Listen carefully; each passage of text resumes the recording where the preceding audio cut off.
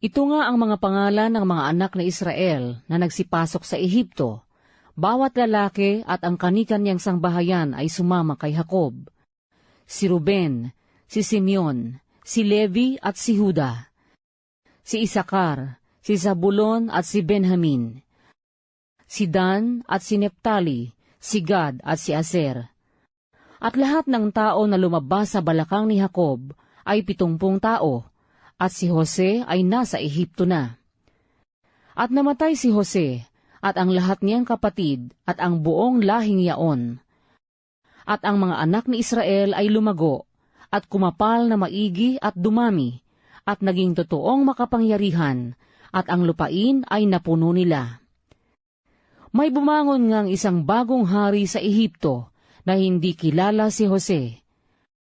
At sinabi niya sa kanyang bayan, "Narito, ang bayan ng mga anak ni Israel ay higit at lalong malakas kaysa atin. Hayot tayo'y magpakadunong sa kanila, baka sila'y dumami, at mangyari na pagka nagkadigma ay makisanib pati sila sa ating mga kaaway, at lumaban sa atin at magsilaya sa lupain." Kaya't nangaglagay sila ng mga tagapagpaatag upang dalamhatiin sila sa atang sa kanila, at kanilang ipinagtayo si Paraon ng mga bayan na kamaligan, na dili ibat ang Pitom at Raamses. Datapwat habang dinadalamhati nila sila, ay lalong dumadami at lalong kumakapal, at kinapuotan nila ang mga anak ni Israel. At pinapaglingkod na may kabagsikan ng mga Ehipsyo ang mga anak ni Israel.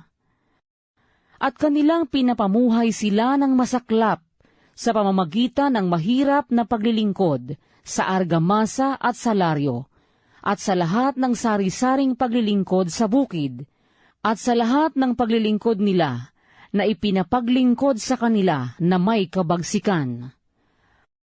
At ang hari sa Ehipto ay nagsalita sa mga hilot na Ebrea, na ang pangalan ng isa ay Sipra, at ang pangalan ng isa ay Puwa. At kanyang sinabi, "Paghilot ninyo sa mga babaeng Ebrea, at pagtingin ninyo sa kanila sa dakong panganganakan. Kung lalaki ay papatayin nga ninyo, datapwat kung babae ay inyong bubuhayin." Datapwat ang mga hilot ay nangatakot sa Diyos, at hindi ginawa ang gaya ng iniutos sa kanila ng hari sa Ehipto, kundi iniligtas na buhay ang mga batang lalaki. At ipinatawag ng hari sa Ehipto ang mga hilot, at sinabi sa kanila, "Bakit ninyo ginawa ang bagay na ito, at inyong iniligtas na buhay ang mga batang lalaki?" At sinabi ng mga hilot kay Faraon, "Sapagkat ang mga babaeng Ebrea ay hindi gaya ng mga babaeng Ehipsya, sapagkat sila'y maliliksi at nakapanganak na bago dumating ang hilot sa kanila."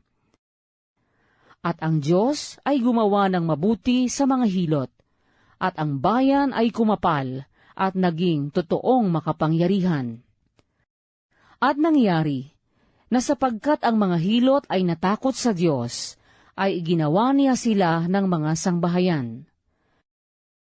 At iniutos ni Faraon sa kanyang buong bayan na sinasabi, "Itatapon ninyo sa ilog bawat lalaki na ipanganak, at bawat babae ay ililigtas ninyong buhay."